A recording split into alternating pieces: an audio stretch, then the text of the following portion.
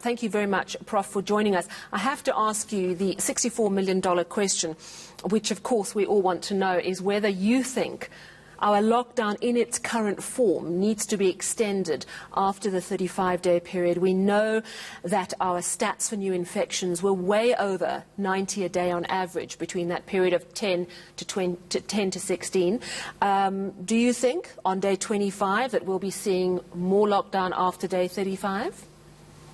Well, I think that so firstly, just to answer the question, what should we be doing? I think that we have to be very careful about withdrawing the lockdown without putting something effective in its place. So one should not ignore the requirement to have a very strong health prevention strategy, but it's a question as to what that strategy should be. And I think that really the only strategy we have is to have mass testing and contact tracing as the cornerstone for addressing this disease.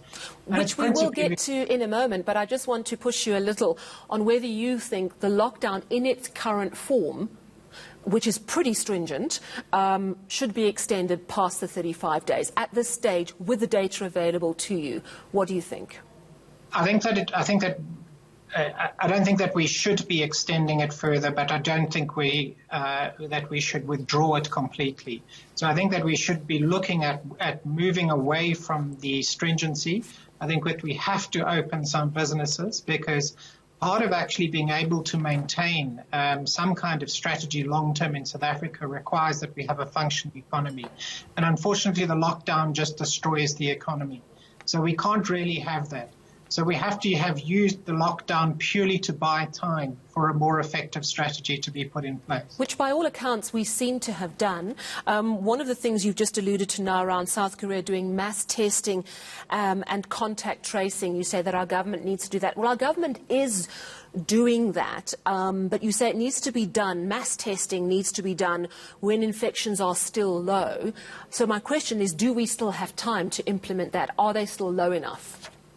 I think they are still low enough, so there's a couple of things. One thing is that there's a question as to whether the lockdown is in fact complete and working.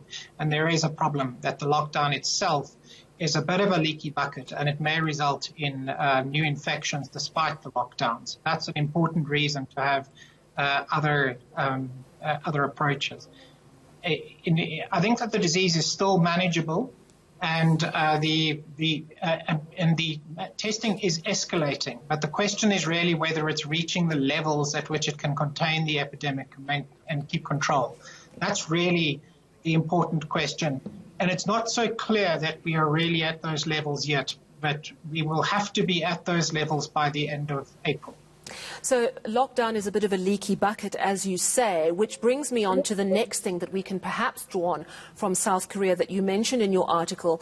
You say that South Korea managed to get citizens to really buy into social distancing. However, you could argue that South Africa has not really bought into social distancing.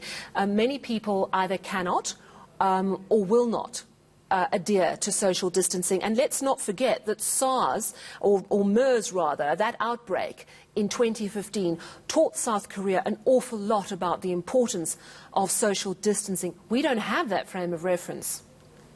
Yes, we're going through that learning process now, so we will be better prepared for the next epidemic if the country survives.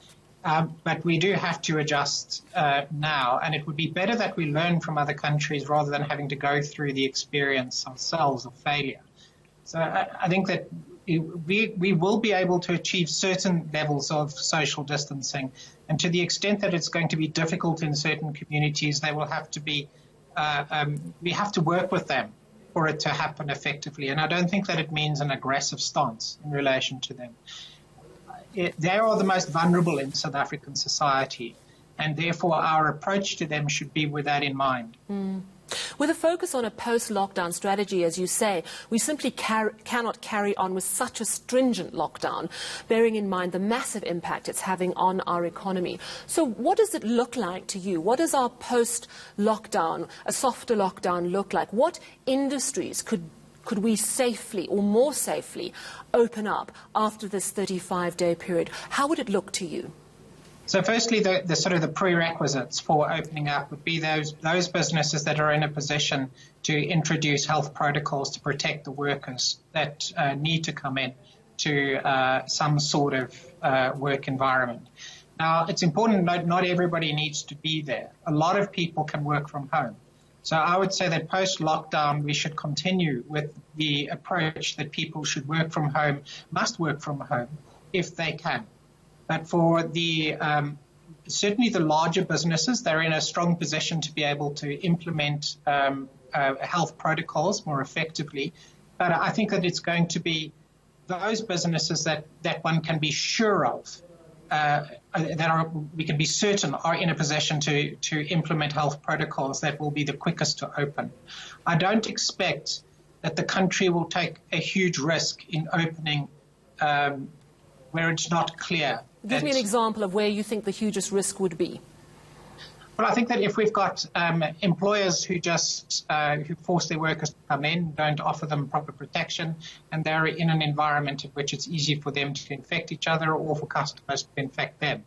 So that type of environment is problematic. So so anywhere where you've got people in close proximity is a risk.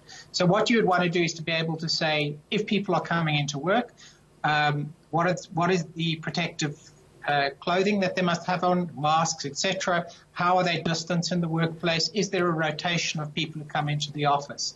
Those kinds of arrangements, it would be important to try and develop them now before 1st of May. And the harder they can be made and the better that they can be monitored, the quicker those businesses can come into existence. So it's difficult to say what the post-April environment would be, but I think that those if that framework can be established, quite a large part of the core of the economy can be reopened. Plenty of work to do in the next 10 days. And thank you very much. That was Professor Alex van den Heever from Wits School of Governance.